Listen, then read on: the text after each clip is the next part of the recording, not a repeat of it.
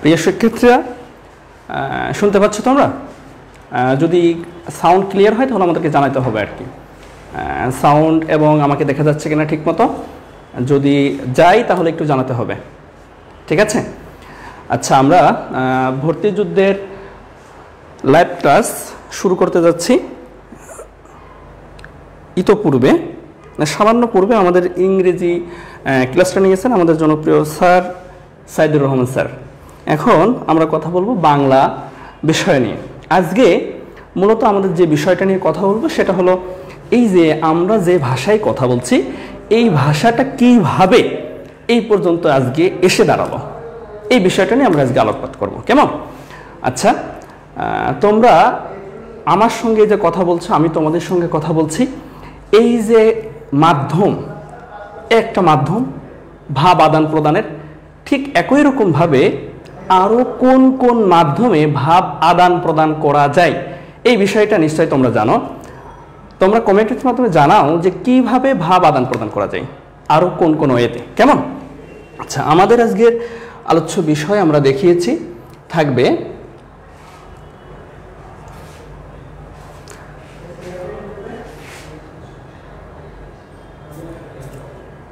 আজকের আমাদের আলোচ্য বিষয় থাকবে গল্পে গল্পে বাংলা ভাষার উৎপত্তি এবং সেটা কিভাবে মনে রাখতে পারি। এটা যে কোনো ধরনের কম্পিটিটিভ এক্সামে আমাদের এখান থেকে প্রশ্ন আসে এবং অবশ্যই প্রশ্ন আসবেই। প্রতি বছর কোনো না কোনোভাবেই কোনো না কোনো এক্সামে এটা থেকে প্রশ্ন আসে, ঠিক আছে?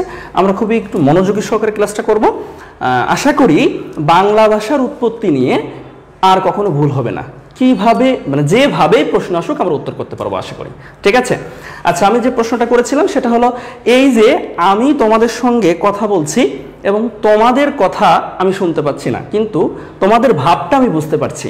এই যে একটা ওয়ে, তাহলে আমি কি, আমার কথা তোমরা কিভাবে বুঝছো এবং তোমাদের ভাবটা আমি কিভাবে বুঝছি, অর্থাৎ আমার মাধ্যম এবং তোমাদের মাধ্যম ভিন্ন। তাহলে এই যে দুইটা মাধ্যম, সেই দুইটা মাধ্যম কি কি এবং এছাড়াও আরও কোন কোন মাধ্যমে ভাব আদান প্রদান করা যায় তোমরা কমেন্টসের মাধ্যমে আমাকে জানাও। আমি দেখতে চাই তোমরা কে কে সঠিক উত্তরটা দিতে পারো, ঠিক আছে?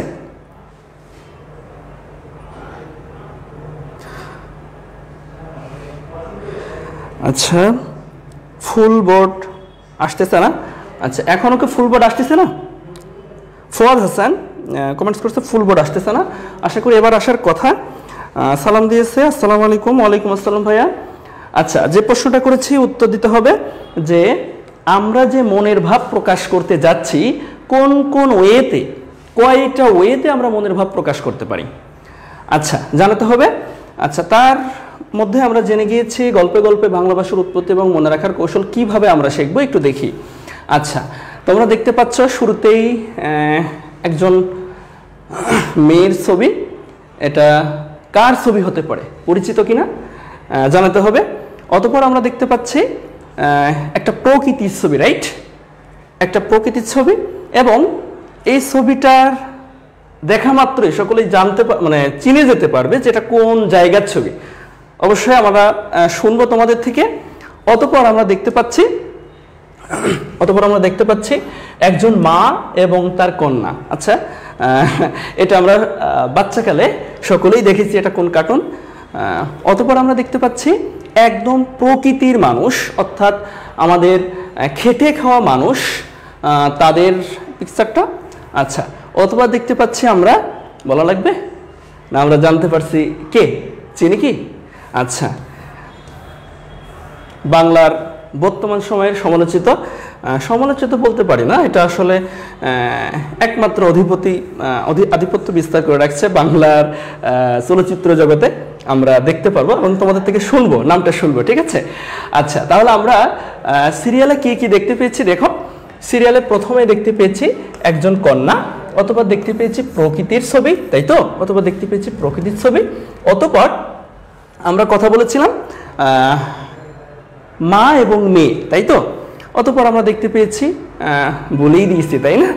আচ্ছা, আমরা এই যে পিকচারটা দেখছি এইটার মধ্য দিয়েই আমরা আজকে বাংলা ভাষার উৎপত্তির এবং ক্রমবিকাশ কিভাবে বিস্তার লাভ করেছে এই বিষয়টা ক্লিয়ারলি একদম প্রথম থেকে শেষ পর্যন্ত মনে রাখার চেষ্টা করব এবং আশা করছি এই ক্লাসটা যদি তুমি করো তাহলে বাংলা ভাষার উৎপত্তি নিয়ে আর তোমার কোনো সমস্যা হবে না।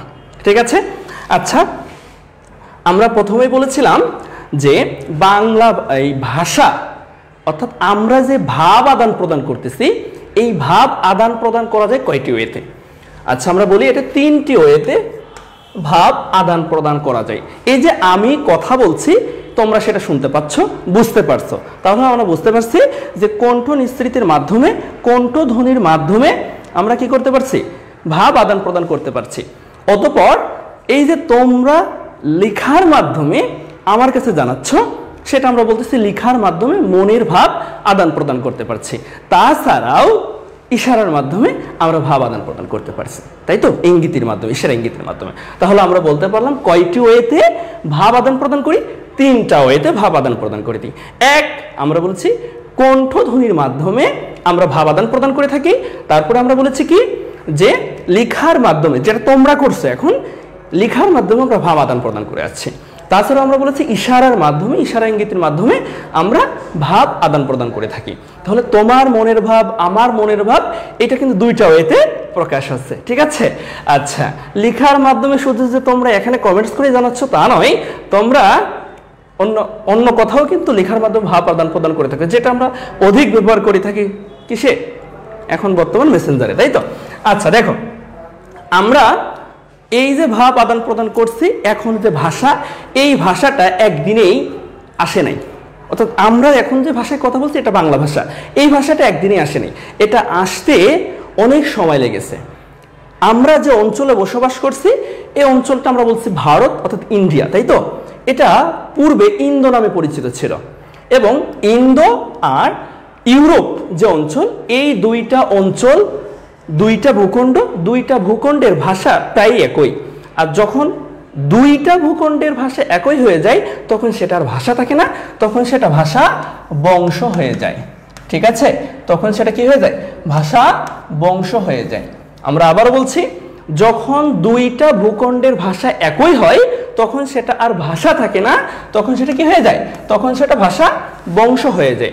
তাহলে আমরা বলছি আমরা যে অঞ্চল, যে ভূখণ্ড, সেই ভূখণ্ডকে আমরা বলছি ইন্দো, রাইট?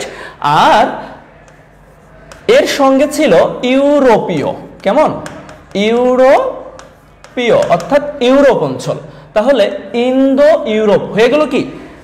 ইন্দো অর্থাৎ ইন্ডিয়া আমাদের অঞ্চল, আমাদের ভূখণ্ড, এবং ইউরোপীয়। ঠিক আছে? আচ্ছা, এই ইউরোপীয় এশিয়া মাইনর থেকে মোটামুটি আমাদের এই ইন্দো অঞ্চলে তারা আসছিলেন আর কি। কেমন?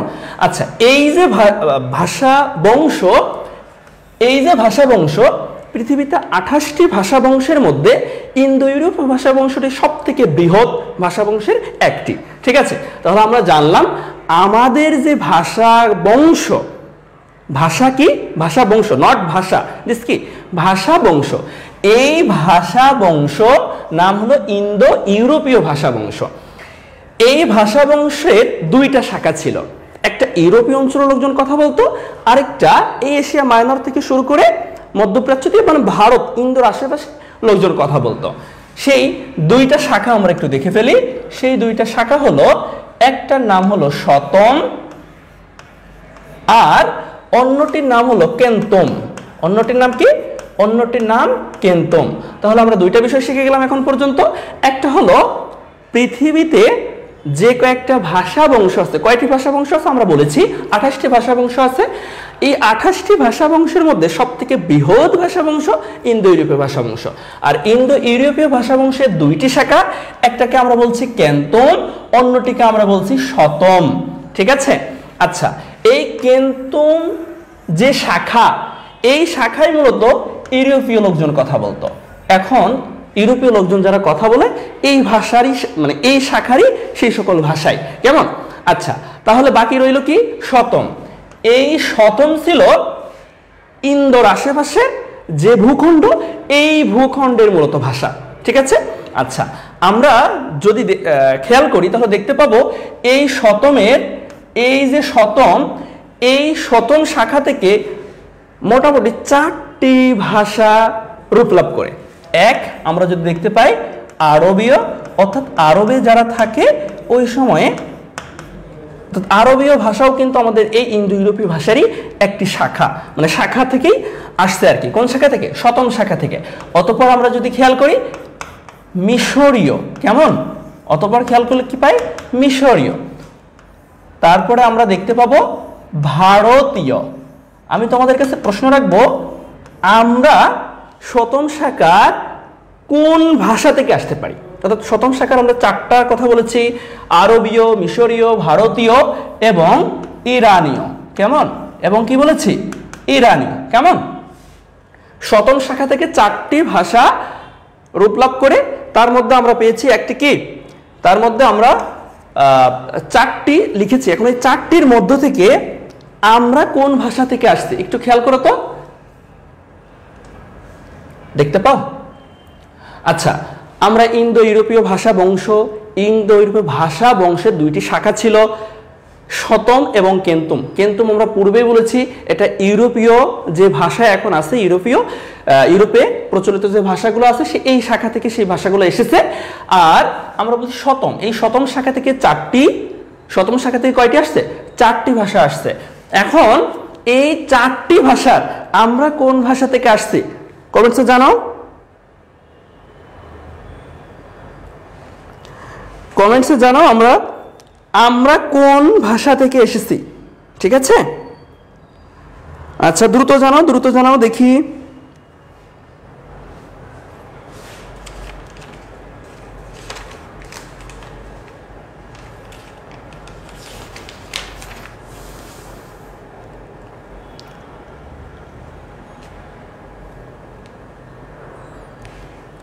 ফুয়াদ হাসান উত্তর করেছে ভারতীয়। আর কেউ? ফুয়াদ হাসান উত্তর করেছে ভারতীয়। ধন্যবাদ ফুয়াদ হাসান। আচ্ছা, আমরা তাহলে আসছি কোত্থেকে?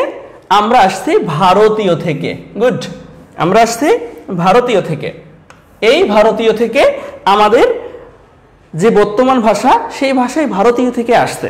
মজার ব্যাপার হলো ভারতীয়রা ওই সময় যে ভাষায় কথা বলতো সেটাকে আমরা অস্ট্রিক নামেও নামকরণ করছি। আচ্ছা যাই হোক, এই ভারতীয়রা যখন কথা বলতো সেই সময়, অর্থাৎ এই ভাষা যে সময় প্রচলিত ছিল ভারতীয় ভাষা, সেই সময় ওপার থেকে, ঠিক আছে, এপার থেকে অর্থাৎ এই ভূখণ্ডের ওপার থেকে একটি সম্প্রদায় আসে।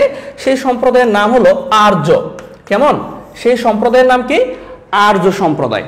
আচ্ছা, তার মানে আমরা বুঝতে পারি এইখানে ওই সময়ে যারা ছিল তাদেরকে আমরা অনার্য নামে নামকরণ করছি। ক্লিয়ার? তখন যারা এখানে বসবাস করত তাদেরকে আমরা অনার্য নামে নামকরণ করছি এবং আমরা অনার্য আর্য নাম সম্পর্কে মোটামুটি জানি। আচ্ছা, এখন এই যে আর্যরা আসলো এবং আর্যরা মোটামুটি জ্ঞানী ছিল। আর্য শব্দের অর্থই তো পণ্ডিত, জ্ঞানী। তারা এই ভারতীয়দেরকে শাসন করার জন্য এখানে আসলো, এই ভারতীয়দেরকে ডমিনেট করার জন্য তারা এখানে আসলো। ভারতীয়দের সঙ্গে তারা যখন যুদ্ধ করলো, যুদ্ধের পরে জয়লাভের পরে তারা এই ভারতীয়দের শাসন করলো, শোষণ করলো। এটা করতে করতে আমাদের কি হয়ে গেল, এইখানে যে ভাষাটা ছিল সেই ভাষা আর এই ভাষা মিক্সড হয়ে, অর্থাৎ এই ভাষাটা, তারা যে ভাষাটা নিয়ে আসলো সেই ভাষা ভারতীয়দের অনার্য ভাষাকে ডমিনেট করতে লাগলো। পরবর্তীতে এইখানে একটি ভাষার উৎপত্তি হলো, সেই ভাষাটার নামকে আমরা বলছি ভারতীয় আর্য ভাষা। তাহলে ভারতীয় আর্য ভাষা কিভাবে হয়েছে? প্রথমত এখানে যে ভাষাটা প্রচলিত ছিল সেই ভাষাটা ছিল ভারতীয় ভাষা। অতঃপর এখানে যে আর্য সম্প্রদায় আসলো, আর্য সম্প্রদায় আসার পরে দুইটি ভাষার মিশ্রণে একটি ভাষা সৃষ্টি হয়ে গেল। সেই ভাষাটার নাম কি? সেই ভাষাটার নাম হলো ভারতীয় আর্য ভাষা। তবে এই ভারতীয় আর্য ভাষার দুইটি রূপ ছিল। কয়টি রূপ ছিল? ভারতে আর্য ভাষার দুইটি রূপ ছিল। এই ভারতীয় যে আর্য ভাষা, আমরা আগেই বলছি যে এখানে তারা শাসন করতে আসছিল। তার মানে এখানে যে শাসক শ্রেণী, আরেকটা শ্রেণী ছিল শোষিত শ্রেণী। এই যে ভাষা রূপলাভ করলো, এই ভাষায় যারা ওই সময়ের পণ্ডিত ছিল তারা একটি ভাষায় কথা বলতো। ভারতীয় আর্যের যে দুইটা রূপ ছিল, একটি রূপে কথা বলতো তারা, ঠিক আছে। আর যারা সাধারণত শোষিত হচ্ছিল, অর্থাৎ একদম মাটির মানুষ, যারা মাটির সঙ্গে যারা বসবাস করে, তারা একটি ভাষায় কথা বলছিল। এই দুইটি ভাষা, এবং এই ভাষাকে আমরা বলছি মুখের ভাষা, ঠিক আছে? এই ভাষাকে আমরা কি বলছি? মুখের ভাষা। কাদের মুখের ভাষা? সাধারণ মানুষের মুখের ভাষা। আর এটাকে আমরা বলছি লেখার ভাষা। এটাকে আমরা বলছি কি? এটাকে আমরা বলছি লেখার ভাষা, ঠিক আছে? অর্থাৎ ওই সময়ে সাধারণত লিখিয়ে যে ভাষাটা প্রকাশ করা হতো, যেমন আমরা এখন কি সাধু ভাষা এবং আমরা ব্যবহার করছি চলিত ভাষা। সাধু ভাষা যদিও এখনো নাই, এখনই যেটা আমরা কি বলতে পারি যে প্রমিত ভাষা, যেটাকে লেখার মাধ্যমে ব্যবহার করছি। আরেকটা হলো অঞ্চল ভেদে আমরা আঞ্চলিক ভাষা ব্যবহার করছি। সেটা নিয়ে কথা বলছি এখন। দেখো যে লেখার যে ভাষাটা ছিল সেই ভাষাকে আমরা বলছি সংস্কৃত। সেই ভাষাকে কি বলছি? সেই ভাষাকে আমরা বলছি সংস্কৃত ভাষা বা বৈদিক ভাষা। তাহলে আমরা যে বৈদিক ভাষা হিসেবে যে ভাষাকে চিনি, সেই ভাষাটা কিভাবে আসছে? ইন্দো ইউরোপীয় ভাষা গোষ্ঠী বা ভাষা বংশের শতম শাখা থেকে, শতম শাখার ভারতীয় যে রূপ ছিল তার থেকে রূপ লাভ করলো ভারতীয় আর্য। এবং ভারতীয় আর্যের যে দুইটি রূপ ছিল, একটি ছিল কি ভাষা? লিখিত, বা অর্থাৎ আমরা যেটাকে সংস্কৃত নামকরণ করছি, সংস্কৃত আরেকটি নাম আমরা বলছি বৈদিক ভাষা, কারণ বেদ রচনা হয়েছিল এই ভাষাতেই। কেমন? আচ্ছা, এখন যে ভাষায় মানুষ কথা বলতো, কারা কথা বলতো? সাধারণ মানুষ কথা বলতো। এই সাধারণ মানুষ যে ভাষায় কথা বলতো, অর্থাৎ মুখের ভাষা, এই ভাষাকে আমরা বলি প্রাকৃত, অর্থাৎ প্রাকৃত জনের ভাষা। এটা কি সাধারণ মানুষের ভাষা, যে কারণে আমরা বলছি এটা প্রাকৃত ভাষা। কেমন? এটাকে আমরা বলছি প্রাকৃত ভাষা। দেখো খেয়াল করে, মুখের ভাষা, মুখের ভাষা, যেটাকে আমরা নাম দিয়েছি প্রাকৃত ভাষা। কেমন? আচ্ছা, তাহলে আমরা ভারতীয় আর্যের দুইটি রূপ পেয়ে গিয়েছি। একটি রূপ পেয়েছি, সেটা কি? একটি রূপ পেয়েছি সংস্কৃত লেখার ভাষা, যেটা আরেকটি নাম আমরা বলছি বৈদিক ভাষা। আর আমরা বলছি মুখের ভাষা, যেটাকে আমরা প্রাকৃত নামে নামকরণ করছি। কেমন? আচ্ছা, এই যে প্রাকৃত ভাষা অর্থাৎ মুখের ভাষা, আচ্ছা তোমরা বলবে এই যে প্রাকৃত বলতে আমরা আঞ্চলিকও বলতে পারি, অর্থাৎ মুখের ভাষা। দেখো এক এক অঞ্চলে বাংলা ভূখণ্ডে, অর্থাৎ আমরা যে বাংলাদেশ নামক ভূখণ্ডে বসবাস করছি, এই ভূখণ্ডেরই এক একটা অঞ্চলে এক এক রকম আঞ্চলিক ভাষা প্রচলিত আছে, তাই না?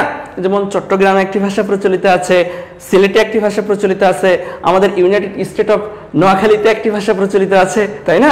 অর্থাৎ আমরা এক একটি অঞ্চলে এক এক, মানে ভাষাটা বাঙালি, ভাষাটা বাংলাই, কিন্তু আঞ্চলিকতার ক্ষেত্রে কিছুটা ভিন্নতা আছে। যেমন আমরা সিলেটে যারা বসবাস করি, সেটা কি খর উচ্চারণটা খুব বেশি করে থাকি। চট্টগ্রামে যারা বসবাস করে থাকি, তারা হয়ের উচ্চারণটা, শব্দের শুরুতে যদি ক থাকে আমরা হয়ের উচ্চারণটা বেশি করে থাকি। যেমন আমরা যদি বলি সকলে, চট্টগ্রামরা কি বলে? সকলে, তাই না? আচ্ছা, আমরা যদি বলি কথা, তাহলে চট্টগ্রাম অঞ্চলের লোকজন কি বলে? হতা, তাই না? তাহলে আমরা আবার তারা কি চন্দ্রবৃত্ত ব্যবহারটা খুব বেশি করে থাকে, অর্থাৎ নাকি নাকি তারা উচ্চারণ করে থাকে বেশি। তাহলে আমরা সকলে বললে তারা বলে হকলে, আমরা কথা বললে তারা বলে হতা, ঠিক আছে?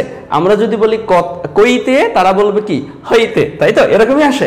আবার যদি আমরা কি বলি, আমরা যদি উত্তরাঞ্চলের দিকে চলে যাই, তারা মূলত ছয়ের উচ্চারণটা করতে পারে না। যেমন আমরা যদি এই অঞ্চলে কি বলি, এটাকে কি বলি? সার বলে থাকি, কিন্তু উত্তরাঞ্চলে এই সারের উচ্চারণটা কি করে থাকে জানো? এই সারের উচ্চারণটা তারা কি করে থাকে? দেখো তারা কি করে থাকে, বলছি না এটা, তবে উত্তরাঞ্চলে সারের উচ্চারণটা তারা কি করে? আচ্ছা, তোমাদেরটা তো শুনতে পাবো না, তবে শুনে নাও, এটার উচ্চারণ আমরা সকলে জানি, তাই না? এটার উচ্চারণ আমরা কি করে থাকি, রাইট? আচ্ছা দেখো, তাই বলে কিন্তু তারা এটা মিন করে না। আমরা এটা ভাবিও না যে তারা এইটাই মিন করে, না, এটা মিন করে না, কিন্তু তাদের উচ্চারণটাই এরকম। কেমন? আবার নোয়াখালীর উচ্চারণটা কি? নোয়াখালীর যেমন আমরা বলি পানি, নোয়াখালীতে এই পানি শব্দটার তাদের প্রচলিত রূপটা কি? পানিকে তারা কি বলে জানো? কমেন্টসে জানাও কি বলে? আমরা যে পানি বলি, আমরা পানি বলি, তারা কি বলে? পানিতে নোয়াখালী অঞ্চলে কি বলা হয়ে থাকে? আচ্ছা, এটা কিন্তু একটু পূর্বে যে ক্লাসটা নিয়ে গেল, স্যারকে বলিয়েন না পানিতে কি বলে, ঠিক আছে?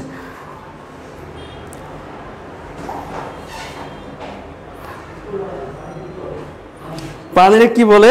মোহাম্মদ রকি বলেছে পানিকে হানি বলে, ফওয়াদ হাসান মাধবীলতা পানিকে হানি বলে। আচ্ছা, হানি বলতে আমরা কি বুঝি? হানি বলতে আমরা কি বুঝি? এখন কোন নোয়াখালীর বন্ধু তোমার পাশে বসে আছে, তার প্রচুর তৃষ্ণা পেয়েছে, সে খুবই তৃষ্ণার্ত, সে তোমাকে বলছে বন্ধু হানি দাও হানি দাও। তুমি কি বুঝবে?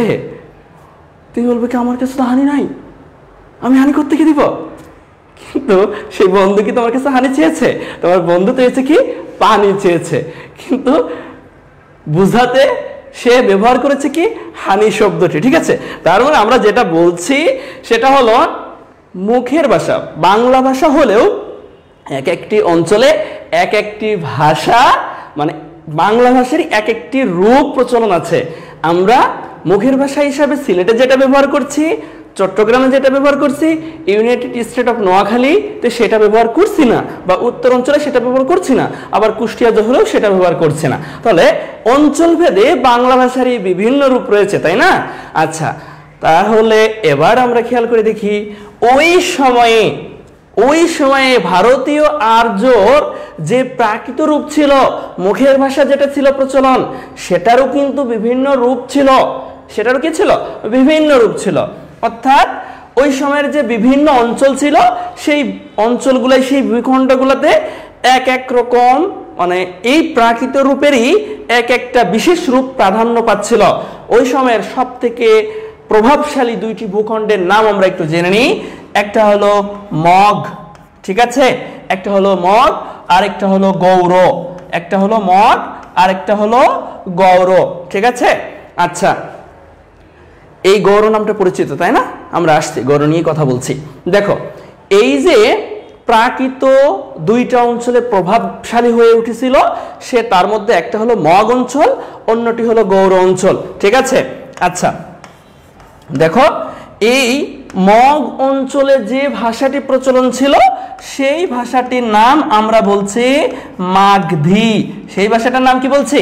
সেই ভাষাটার নাম বলছি মাগধী। আর গৌড় অঞ্চলে যে ভাষাটা প্রচলিত ছিল, সেই ভাষাটার নাম আমরা বলছি গৌড়ীয়। তাহলে আমরা এখন বুঝতে পেরেছি কিনা যে অঞ্চল ভেদে যে ভাষার বিভিন্ন রূপ থাকে, ঠিক একই রকম ভাবে ওই সময়ের যে ভারতীয় আর্যের মুখের ভাষা ছিল, মুখের ভাষাকে আমরা বলছি প্রাকৃত ভাষা, আমরা এখন বলি আঞ্চলিক ভাষা, তাই না? তোমরা ভেবে নাও যে প্রাকৃত বলতে আঞ্চলিক, কেমন? তোমরা ভেবে নাও প্রাকৃত বলতে কি আঞ্চলিক, ঠিক আছে। অর্থাৎ আমাদের যেমন এখন চট্টগ্রামের আঞ্চলিকের একটা প্রভাব আছে, বিভিন্ন অঞ্চলের আঞ্চলিক একটা প্রভাব আছে, সিলেটের আঞ্চলিক একটা প্রভাব আছে, নোয়াখালীর অঞ্চলের একটা প্রভাব আছে, তাই না? ঠিক একই রকম ভাবে ওই সময়ে মাগধী, অর্থাৎ মগের যে ভাষাটা ছিল সেটা ছিল মাগধী, এবং গৌড়ের যে ভাষাটা ছিল সেটা ছিল গৌড়ীয়। এই দুইটা অঞ্চলের দুইটা ভাষা, মাগধী ভাষা এবং গৌড়ীয় ভাষা, খুব বেশি প্রভাব বিস্তার করে ফেলেছিল, ঠিক আছে। আচ্ছা, এখন আমরা একটু খেয়াল করে দেখি, এই যে মাগধী এবং গৌড়ীয় এই দুইটি নাম আমরা পরিচিত, তাই তো? এখন এইখানে এই গৌড়ীয় ভাষা এক সময় এসে কি হয়ে গেল? বিলুপ্ত প্রায় হয়ে গেল। আবার মাগধী ভাষাও এক সময় এসে বিলুপ্ত প্রায় হয়ে গেল। আর কোনো ভাষা যখন বিলুপ্ত প্রায় হয়ে যায়, তখন সেই ভাষাকে আর ভাষা বলা যায় না, সেই ভাষাকে আমরা একটা নাম দিয়ে থাকি। সেই নামের নাম হলো অপভ্রংশ। সেই নামটা কি? সেই নামটা হলো অপভ্রংশ। তার মানে মাগধী অঞ্চল এবং গৌড়ীয় অঞ্চলের যে বিলুপ্ত প্রায় রূপটা ছিল, সেই রূপকে আমরা বলছি অপভ্রংশ। তখন আর বলতে পারবো না বিলুপ্ত প্রায় মাগধী ভাষা, বিলুপ্ত প্রায় গৌড়ীয় ভাষা, এটা আমরা তখন বলতে পারবো না। তখন বলবো কি? গৌড়ীয় অপভ্রংশ, মাগধী অপভ্রংশ, ঠিক আছে। আচ্ছা, এই অপভ্রংশ থেকেই একটি ভাষার রূপ লাভ হয়, একটি ভাষা জন্মগ্রহণ করে। দেখো খেয়াল করে, এই অপভ্রংশ থেকে একটি ভাষা জন্মগ্রহণ করে, সেই ভাষাটার নাম হলো বঙ্গ, কি? বঙ্গ কামরূপী। সেই ভাষাটার নাম বঙ্গ কামরূপী। কেমন? অনেকটা পরিচিত লাগতেছে না? এখন মনে হচ্ছে না বঙ্গের কাছাকাছি চলে আসছে, বাংলার কাছাকাছি চলে আসছে? দেখো খেয়াল করে, মাগধী এবং গৌড়ীয়র যে অপভ্রংশ, এই অপভ্রংশ থেকে আমরা বলছি বঙ্গ কামরূপী ভাষার উৎপত্তি।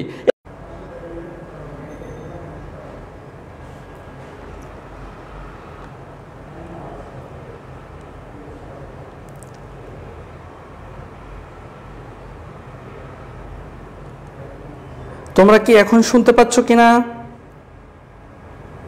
তোমরা এখন শুনতে পাচ্ছ?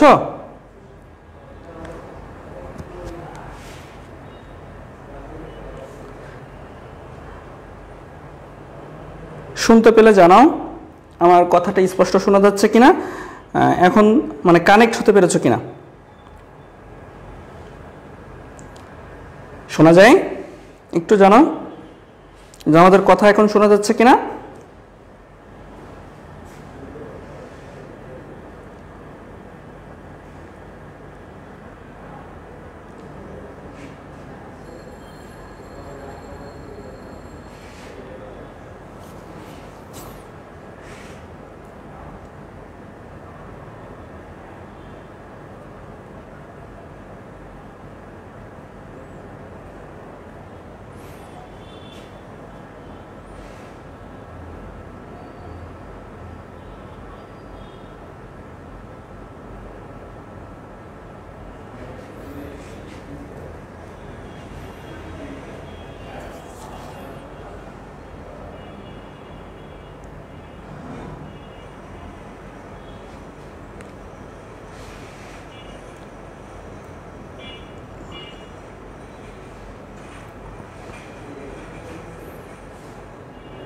এখন কি শোনা যায়?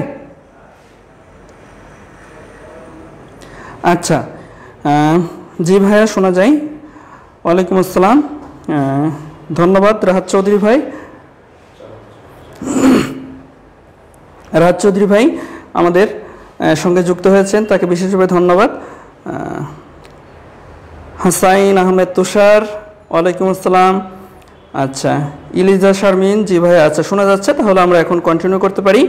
আচ্ছা দেখো, আমরা ছিলাম কথায় যে মাগধী এবং গৌড়ীয় অপভ্রংশ থেকেই উপভ্রংশের যে রূপ, সেই রূপ থেকে একটি ভাষা জন্ম লাভ করে, সেই ভাষাকে আমরা বলছি বঙ্গ কামরূপী ভাষা, রাইট? আচ্ছা দেখো, এখানে আমরা দুইটি মতের কথা বলেছি। একটা হলো ডক্টর মোহাম্মদ শহীদুল্লাহ, একটা মত কি? একটা মত হলো ডক্টর মোহাম্মদ শহীদুল্লাহ। ডক্টর মোহাম্মদ শহীদুল্লাহ কি বলেছেন? ডক্টর মোহাম্মদ শহীদুল্লাহ বলেছেন গৌড়ীয় যে ভাষাটা ছিল গৌড়ীয় প্রাকৃত, সেই গৌড়ীয় প্রাকৃতের অপভ্রংশ থেকে বঙ্গ কামরূপে এসেছে।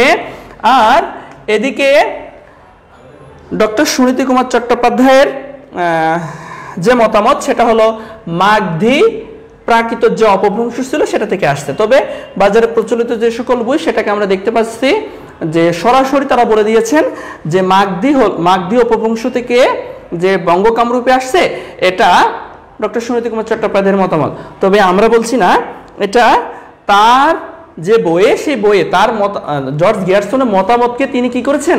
সমর্থন করেছেন। তিনি সরাসরি বলেন নাই যে মাগধী অপভ্রংশ থেকে বঙ্গ কামরূপী ভাষার উৎপত্তি লাভ করেছে। কেমন? আচ্ছা, কারণ মাগধী যে ভাষা, এই ভাষাটা ছিল মধ্য ভারতীয় প্রচলিত, এটা ছিল মধ্য ভারতে প্রচলিত। আর গৌড়ীয় যে ভাষা, এই ভূখণ্ড ছিল পূর্ব ভারতে। গৌড়ীয় রাজ্যটা ছিল কোথায়? পূর্ব ভারতে ছিল। তাহলে আমরা মোটামুটি মাগধীকে এবং গৌড়ীয়র যে অপভ্রংশ রূপ, সেই অপভ্রংশ রূপ থেকে বঙ্গ কামরূপী ভাষার উৎপত্তি, এটা বলেছি। এবং বঙ্গ কামরূপী যে ভাষা, এই ভাষা থেকে তিনটি ভাষা জন্মলাভ করেছে। কয়টি ভাষা? তিনটি ভাষা। তাহলে আমরা আবার বলেছি যে বঙ্গ কামরূপী ভাষা থেকেই অসমিয়া, বাংলা এবং উড়িয়া ভাষা জন্মলাভ করেছে। আর যেহেতু অসমিয়া এবং উড়িয়া এবং বাংলা ভাষা একই সঙ্গে একটা ভাষা থেকে, বলছি এরা হলো একজন অন্যজনের সিস্টার। ঠিক আছে, একজন অন্যজনের কি? সিস্টার, তাই তো? আচ্ছা, এখন খেয়াল করে দেখি, এই যে প্রথম থেকে আমরা এখন পর্যন্ত যেটা আলোচনা করলাম, এটা একটু দেখি। মনে রাখবে, এখান থেকে প্রতি বছর প্রশ্ন আসে, আমরা সেগুলো দেখাবো। এইখান থেকে আমরা প্র্যাকটিস করব মোটামুটি আমাদের প্রশ্ন কিভাবে আসছে এবছর, গত বছর, হ্যাঁ প্রতি বছর যে প্রশ্নগুলো আসছে সেগুলো আমরা প্র্যাকটিস করব, সমস্যা নাই। আমরা এখন রিপিট করছি, দেখো খেয়াল করে। ইন্দো ইউরোপীয়, এটা কি? এটা হলো ভাষা বংশ। শাখা ছিল, একটা হলো কেন্তুম শাখা, আর অপরটি হলো কি শাখা? অপরটি হলো শতম শাখা। একটি হলো কেন্তুম শাখা, অন্যটি হলো শতম শাখা। কেমন? আচ্ছা, আমরা এই কেন্তুম নিয়ে কোনো আলোচনা করব না, কারণ কেন্তুম হলো ইউরোপ অঞ্চলের ভাষা। আমাদের আলোচ্য বিষয় হলো শতম শাখা। এই শতম শাখা থেকে 4টি ভাষা এসেছে। কয়টি ভাষা? 4টি ভাষা এসেছে। তার মধ্যে থেকে তোমরাই বলেছ যে আমরা আসছি ভারতীয় থেকে। আমরা কোথা থেকে আসছি? আমাদের ভূখণ্ড ভারতীয়দের মধ্যেই, ভারতের মধ্যেই, তাই না? যখন আমরা আসছি ভারতীয় ভাষা থেকে। এই ভারতীয় এখানে যারা বসবাস করত তারা ছিল অনার্য। তারা কি ছিল? তারা ছিল অনার্য। এই অনার্যদেরকে অর্থাৎ অশিক্ষিতদেরকে শিক্ষিত করার লক্ষ্যে আর্যদের আগমন ঘটে। কেমন? এই আর্যরা আসলেন এবং কি হলো, তাদের আর অনার্যদের সংমিশ্রণে যে ভাষাটা হলো সেটাকে আমরা বলছি ভারতীয় আর্য ভাষা। আর ভারতীয় আর্য ভাষা ওই সময়, অর্থাৎ প্রত্যেক ভাষার যে 2টা রূপ থাকে, ভারতীয় আর্য ভাষার 2টা রূপ ছিল।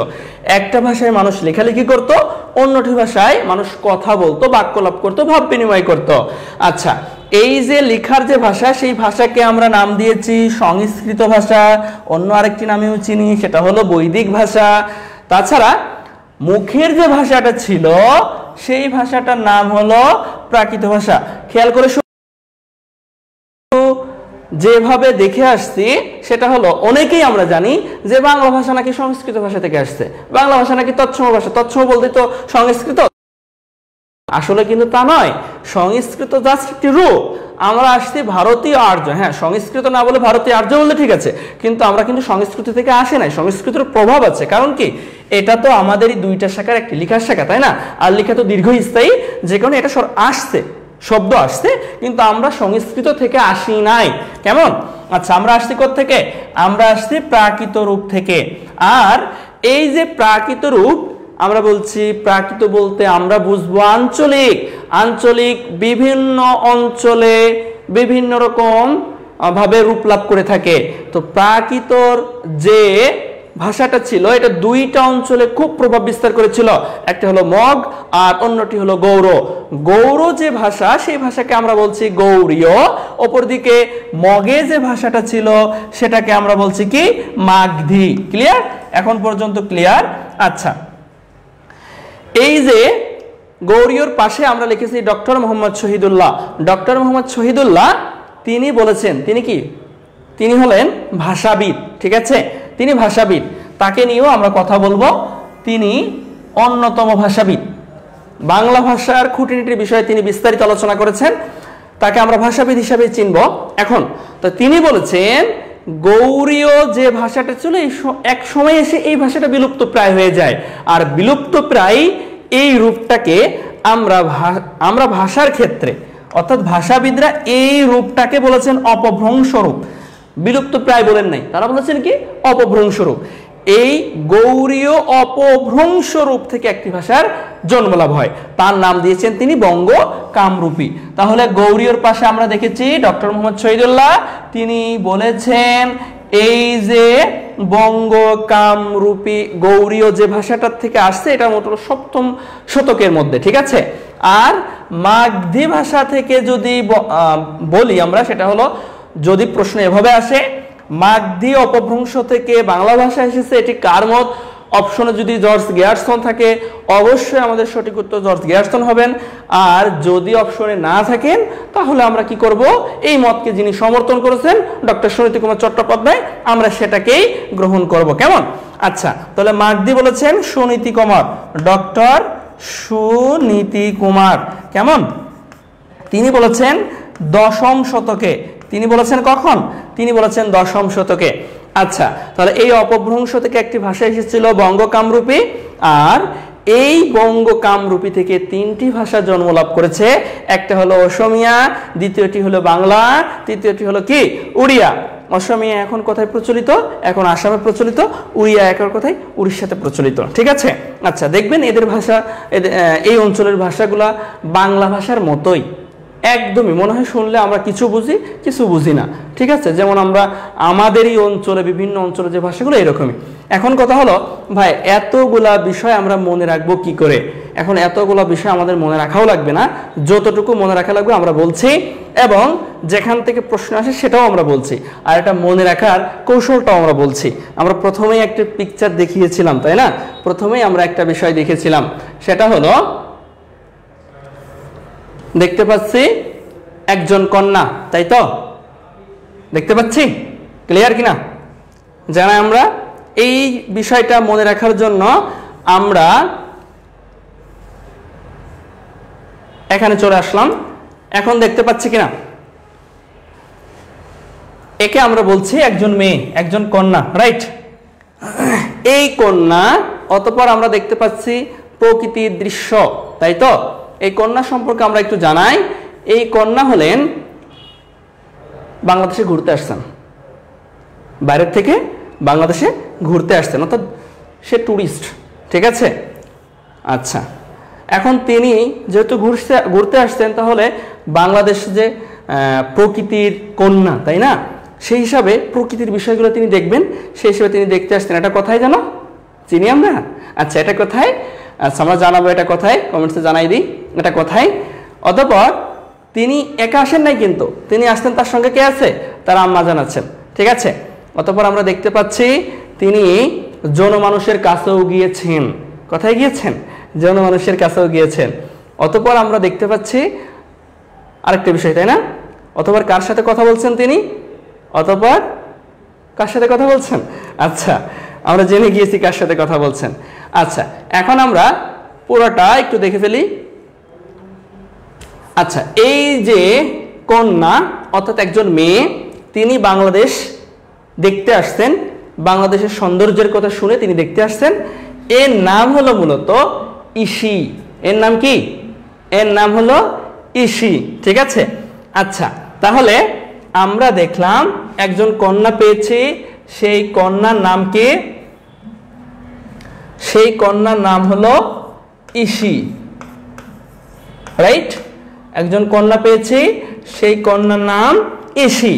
আচ্ছা, এবার আমরা দেখি তিনি যখন বাংলাদেশের প্রকৃতি দেখছেন, প্রকৃতি দেখতে দেখতে দেখতে খুব এক্সাইটেড হয়ে গেছে, খুবই চমৎকার, তাই না? আচ্ছা, তাহলে বাংলাদেশের এই দৃশ্যপট দেখে তিনি যখন খুব এক্সাইটেড হয়ে গেছেন, তখন তার মায়ের কাছে যে বলতেছে মা, ঠিক আছে? আর আমরা যখন খুবই এক্সাইটেড হয়ে যাই, তখন কি সম্বোধন করি? মাকে মা গো, না? মাকে কি বলি? মা গো বলি, তাই তো? গোর মাঝে একটা অন্যরকম কি আছে? আবেগ আছে। তাহলে আমাদের ইসি তার আম্মাকে কি বলছে? দেখেন, তার আম্মাকে বলছে মা গো, এই বাংলার প্রকৃতি খুবই মনোমুগ্ধকর। কি বলছে? বাংলার প্রকৃতি খুবই মনোমুগ্ধকর। তাহলে আমরা আমাদের নোটে দেখি যে ইসি কি দেখলো? ইসি দেখলো প্রকৃতি। ইসি দেখলো কি? ইসি দেখলো প্রকৃতি। প্রকৃতি দেখে কাকে বলল? মাকে। মাকে কি সম্বোধন করলো? মাকে গো সম্বোধন করলো। আচ্ছা, তাহলে ইসি প্রকৃতি দেখে, বাংলার প্রকৃতি দেখে মা গো সম্বোধন করলো। অতঃপর তিনি বললেন কি? যে এটা খুবই চমৎকার, আমার মনটা কেড়ে নিয়েছে, তাই তো? মানে তার মন কিসে কেড়ে নিয়েছে? প্রকৃতিতে কেড়ে নিয়েছে, আবার অন্য কিছু ভাবার দরকার নাই। আচ্ছা, তাহলে দেখো, প্রকৃতিতে কেড়ে নিয়েছে তার মনটা। আচ্ছা, অতঃপর সে কি করলো? যখন জনসাধারণের কাছে পৌঁছালো, জনসাধারণের কাছে পৌঁছানোর পরে তাদের সাথে যখন ভাব আদান প্রদান করলো, এই আদান প্রদানে তিনি বুঝতে পারলেন, মানে আমাদের ইসি বুঝতে পারলো যে কি এই জনগণের ভাষা খুবই মিষ্টি। বাংলা ভাষা মিষ্টি না? বাংলা ভাষা খুবই মিষ্টি, যে কারণে সে প্রকৃতি দেখে মনোমুগ্ধ, মানে খুবই মুগ্ধ হয়েছে। আবার এই জনগণের ভাষা দেখে, জনসাধারণের ভাষা দেখে, মানে বাংলা ভাষার মিষ্টতায় সে মুগ্ধ হয়ে গিয়েছে। তাহলে বাংলা ভাষার যে মিষ্টি, এটা সে কোত্থেকে জানতে পেরেছে? সে জানতে পেরেছে জনসাধারণের কাছে। এবং কার থেকে জানতে পেরেছে? এবং জানতে পেরেছে আমাদের, বলবো? আচ্ছা, আপনারাই বুঝতে পেরেছেন। আচ্ছা, দেখেন, তাহলে কোত্থেকে জানতে পেরেছে? জনসাধারণের থেকে জানতে পেরেছে। অতঃপর জানতে পেরেছে এই যে কথোপকথনের মধ্যেই বুঝতে পেরেছে যে বাংলা ভাষা কতটা মিষ্টি, তাই না? আচ্ছা, তাহলে আমরা গল্পটা ভালো করে একটু শুনি। ইসি একজন ফরেনার, সে ট্যুরিস্ট হিসাবে আমাদের দেশে আসছে। আসার পরে সে প্রকৃতি দেখে খুবই মুগ্ধ হয়েছে। মুগ্ধ হওয়ার পরে তার মাকে বলছে কি, মা গো, এই প্রকৃতি খুবই আকর্ষণীয়, খুবই চমৎকার। তাছাড়াও কি, এই জনসাধারণের ভাষা, শুধু জনসাধারণের ভাষা নয়, আমরা আরজতে যেমন দেখেছি যে শুধু মুখের ভাষা মানুষজন কথা বলতো না, এখানে যারা উপর মহলে থাকে, ঠিক আছে, যারা সুপারস্টার, তাদের ভাষাটাও কি খুবই মিষ্টি হয়। আর আমরা জানি যে আমাদের সুপারস্টারের ভাষা খুবই মিষ্টি, তাই না? আচ্ছা, তাহলে আমাদের ইসি প্রকৃতি দেখে মুগ্ধ হলো, ঠিক আছে, মাকে বলল, সম্বোধন করলো কি, মা গো, এই প্রকৃতি খুবই সুন্দর। অতঃপর বলল, এইখানের যে ভাষা, অর্থাৎ এই যে ভূখণ্ড, এই ভূখণ্ডটার নাম কি, বঙ্গ।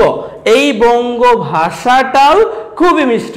আর এই বঙ্গ ভাষাটার নাম কি, বঙ্গ ভাষাটার নাম হলো বাংলা ভাষা। তাহলে আমরা দেখতে পেলাম আমাদের ইসি প্রকৃতি দেখে খুবই মুগ্ধ হলো, তার মাকে সম্বোধন করলো মা গো। অতঃপর সে বলল কি, এই বঙ্গ অঞ্চলের যে ভাষা, এই বঙ্গ অঞ্চলের মানুষের যে কথা বলার মাধ্যম, সেই ভাষাটাও খুবই মিষ্টি। আর সেই ভাষাটার নাম কি, সেই ভাষাটার নাম বাংলা ভাষা। এবার আমরা একটু মিলাই দেখি পারি কিনা। ইসি প্রকৃতি দেখে তার মাকে বলল মা গো, ইসি প্রকৃতি দেখে তার মাকে বলল মা গো, প্রকৃতি, এখানকার প্রকৃতি খুবই সুন্দর। তারপর কি বলেছে, এই বঙ্গ অঞ্চলের মানুষের কথা খুবই মিষ্টি এবং এই ভাষাটার নাম কি, বাংলা। তাহলে আমরা এটা মনে থাকবে না, ইসি প্রকৃতি, মা গো, বঙ্গ এবং বাংলা। ঠিক আছে, ইসি প্রকৃতি, মা গো, বঙ্গ এবং বাংলা। আচ্ছা, তাহলে আমরা এখন একটু খেয়াল করে দেখি, আমাদের যে ভাষা বংশ থেকে বাংলা ভাষা আসছে, সেই ভাষা বংশের নাম কি, সেই ভাষা বংশের নাম ইন্দো ইউরোপীয়। সেই ভাষা বংশের নাম কি, সেই ভাষা বংশের নাম ইন্দো ইউরোপীয় ভাষা বংশ। ঠিক আছে, সেই ভাষা বংশের নাম ইন্দো ইউরোপীয় ভাষা বংশ। কেমন? আচ্ছা, তাহলে ইন্দো ইউরোপীয় ভাষা বংশ। এবং এই ইন্দো ইউরোপীয় ভাষা বংশের কোন শাখা থেকে আমরা এসেছি, শতম শাখা থেকে আমরা এসেছি, তাই না? আমরা কোন শাখা থেকে এসেছি, শতম শাখা থেকে এসেছি। এবং এই শতম শাখার মানে যে ভাষাটা আসছিল, সেই ভাষার কোন রূপ থেকে আমরা আসছি মনে আছে? সেই ভাষার প্রাকৃত রূপ থেকে আমরা এসেছি। দেখো খেয়াল করে, এখানে সেই ভাষার প্রাকৃত রূপ থেকে আমরা এসেছি এখানে। তাহলে আমরা প্রাকৃত, এখানে প্রকৃতি লিখছি, কিন্তু হবে কি প্রাকৃত। আমরা গল্পের ক্ষেত্রে এখানে প্রকৃতি লিখছি। তাহলে কোত্থেকে আসছি, প্রাকৃত থেকে আমরা আসছি। তারপরে এই প্রাকৃত কয়টা অঞ্চলে প্রভাব বিস্তার করেছিল, খুবই প্রাধান্য পেয়েছিল দুইটি অঞ্চলে। একটা হলো মাগধী অঞ্চল, অপরটি হলো গৌড়ী অঞ্চল। তাহলে মা গো, তাহলে ইসি, ইতে আমরা বলছি ইন্দো ইউরোপীয়, শীতে আমরা শতে নিচ্ছি কি শতম শাখা, তারপরে প্রকৃত রূপ থেকে, তাই তো, প্রাকৃত রূপ থেকে, ভারতীয় আর্যের প্রাকৃত রূপ থেকে আমরা আসছি। কোন প্রাকৃত, মাগধী প্রকৃত বা গৌড়ীয় প্রাকৃত। তবে আমরা গৌড়ীয় প্রাকৃতকে, ডক্টর মোহাম্মদ শহীদুল্লাহর মতামতকে আমরা অধিক গ্রহণ করে থাকি, অধিক গ্রহণযোগ্য বলে মনে করি।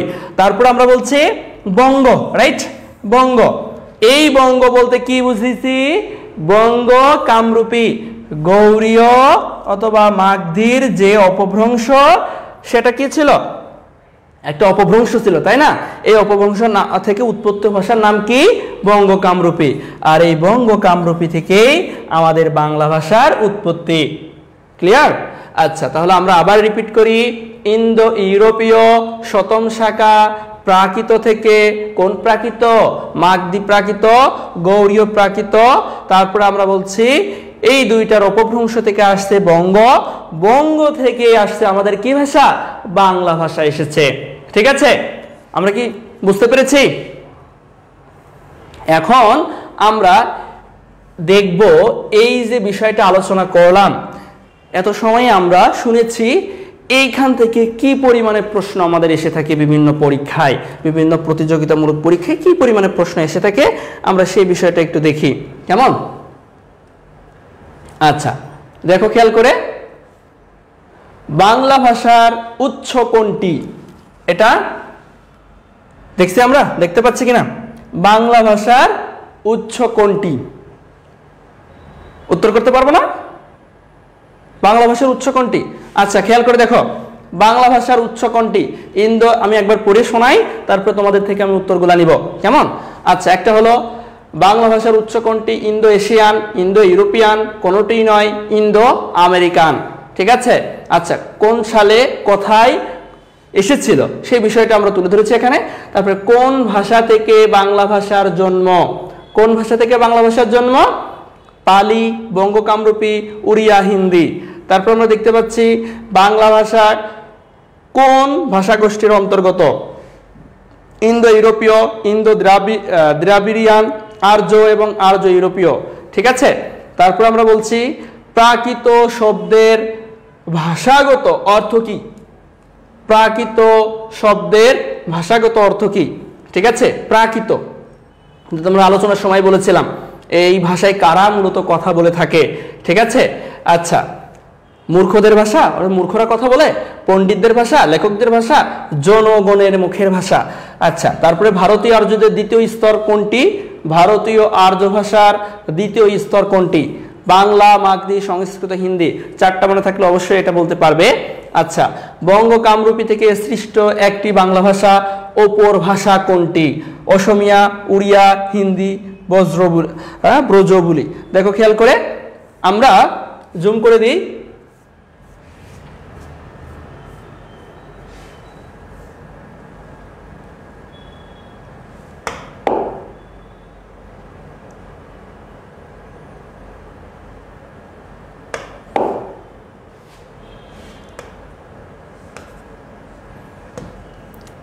আচ্ছা, আমরা খেয়াল করি প্রথম এবং দ্বিতীয়টার উত্তর আমরা একটু দিই।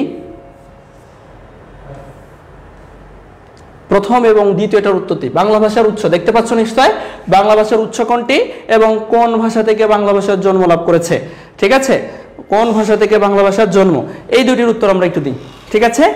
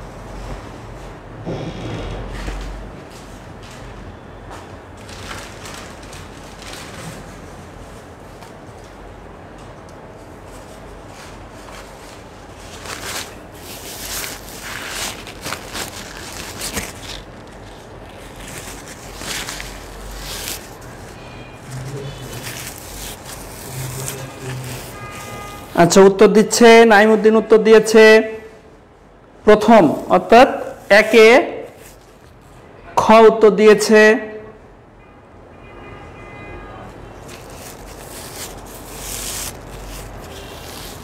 দুয়ে কোনটা হবে? দুয়ে কোনটা হবে?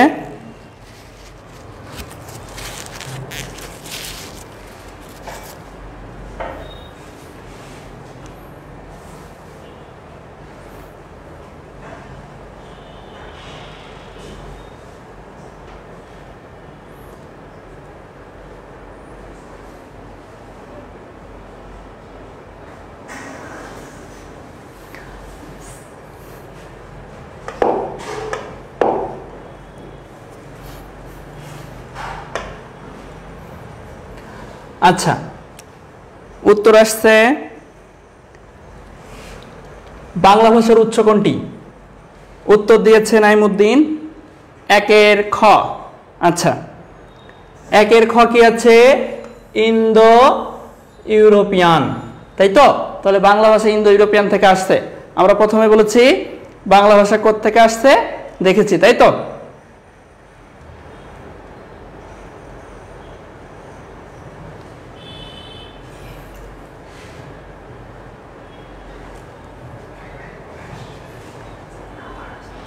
মহিভাইকে ডাক দাও।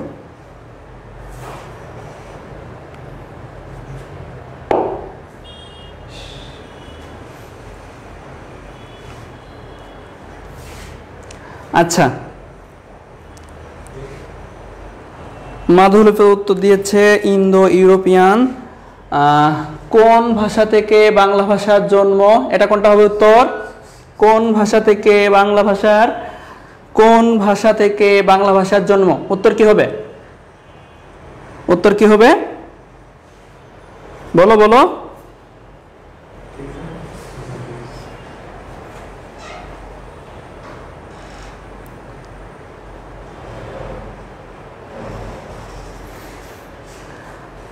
আচ্ছা দেখো, উত্তর দিয়েছে কোন ভাষা থেকে বাংলা ভাষার জন্ম? বঙ্গ কামরূপী, রাইট? উত্তর দিয়েছে বঙ্গ কামরূপী। আচ্ছা, অতঃপর আমরা বলেছি বাংলা ভাষা কোন ভাষা গোষ্ঠীর অন্তর্গত? বাংলা ভাষা কোন ভাষা গোষ্ঠীর অন্তর্গত?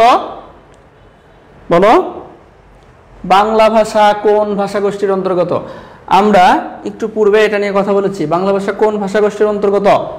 দেখো, ইন্দো ইউরোপীয়। বাংলা ভাষা ইন্দো ইউরোপীয় ভাষা গোষ্ঠীর অন্তর্গত, তাই না?